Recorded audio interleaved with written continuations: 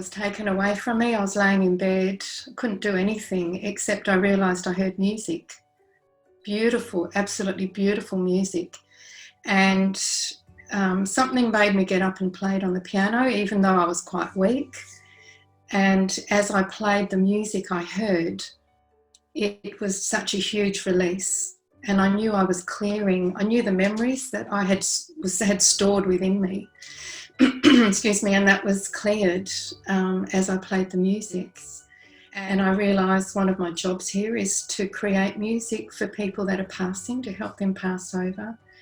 And it's a really beautiful thing to do. It's a real privilege. Well, in that, that recognition of being a truth seeker, a lot of it's come from sound and the information and guidance I get through the sound. And I hear the music of the trees, and I hear people's individual music. I hear music in any living form.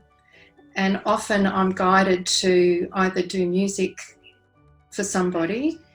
The fear, anxiety and panic is almost, I'm getting a sense, I don't know, I feel like what do I know? I don't really know anything, but my feeling is the fear, anxiety and panic is so important to be felt in order, at a cellular level as well, for this change where we're all heading.